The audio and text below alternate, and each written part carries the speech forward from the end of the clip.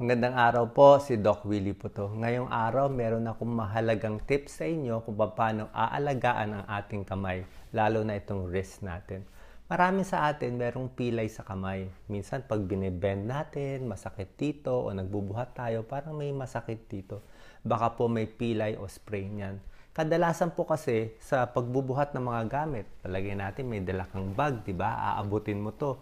Pag inabot mo to, minsan ganito ang pag-abot natin, di ba? Malambot ang wrist, pag abot nito mabigat na bag, mapipilay na itong wrist. Okay?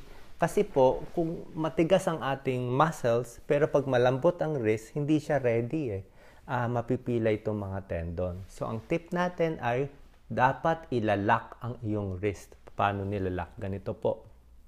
Ititigas. Okay? Pag malambot ang wrist, gagalaw yan. Hindi yan kaya magdala ng bigat. Pero pag nilak mo yung wrist, pwede ka magbuhat. Palagay natin itong bag, nalak natin ang wrist, diretso lang, kaya na natin magbuhat. Kasi ready na ang wrist, ready na rin yung braso. Okay, so tandaan, kahit anong bubuhatin, ready yung katawan, ready yung wrist para hindi siya mapilay. Paano naman po kung may pilay na? Siyempre, napilay na. Unang-una, papahinga natin na ilang araw. Pangalawa, pwede natin pa-check sa isang therapist, kahit sa masahista. Minsan, hinahagod lang ng padahan-dahan ito sa wrist area. At isang madalas na area, itong muscle at tendon dito sa braso. Minsan, tumitigas ito, kaya nahihila ang tendon dito, kaya sumasakit. So, pag iluluwag ng masahista yung muscles natin dito sa braso, luluwag na rin to.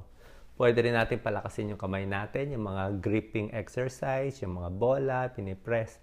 May tulong din yan. Okay? So, lock the wrist, alagaan ng kamay para hindi mapilay. Salamat po.